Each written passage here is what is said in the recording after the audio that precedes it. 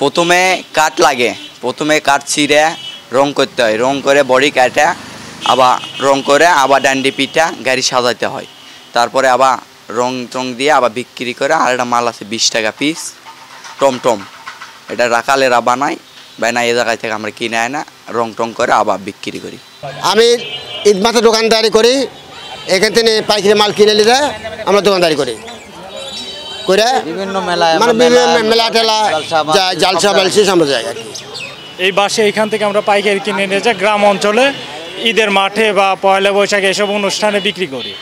এছাড়াও এখানে আছে মাটির এগুলো গাড়ি, ডাম গাড়ি, তারপর আছে ঠেলা গাড়ি, টমটম, এগুলো ছাড়া আরও অনেক কিছু। এখানে সব কিছু আমরা পাইকারি পাই এখানে, এই জন্য এখান থেকে আমরা নিয়ে যাই গ্রাম অঞ্চলে বিক্রি করি। নাটোরের বাটার গলি হিসাবে পরিচিত। এখানে বিভিন্ন রকমের খেলনা, যেখানে গ্রামীণ ছেলে মেয়েদের, গরিব ঘরের ছেলে মেয়েদের যাতে কম দামে খেলনার যে চাহিদাটা থাকে, এখান থেকেই সবাই কিনে নিয়ে যায়, পাইকারি দামে কিনে নিয়ে যায়। তারা ঈদের বাজারে বা আপনার পূজার বাজারে, জালসাতে, এগুলোতে জায়গাতে মেলার হিসাবে বিক্রি করে এবং এখান থেকেই সবাই কিনে নিয়ে যায়। আজকে দীর্ঘ 20 বছর 25 বছর যাবৎ এই জায়গাটাই খেলনার এই ঈদ মৌসুমে বা রোজার শেষের দিকে বসে এবং সব জনগণ এখান থেকে এসে মানে যারা বিক্রি করে আর কি, তারা নিয়ে যেয়ে এখান থেকে পাইকারি হিসাবে নিয়ে যেয়ে বিক্রি করে এবং গরিব মানুষের খেলনার চাহিদাটা, বাচ্চাদের যে খেলনা, আসলে উন্নত মানের খেলনা তো সবাই ব্যবহার করতে পারে না বা কিনতে পারে না, সেক্ষেত্রে এখান থেকে নিয়ে যেয়ে সেই গ্রামের ছেলে মেয়েদের জন্য খেলনার ব্যবস্থা করা হয় এবং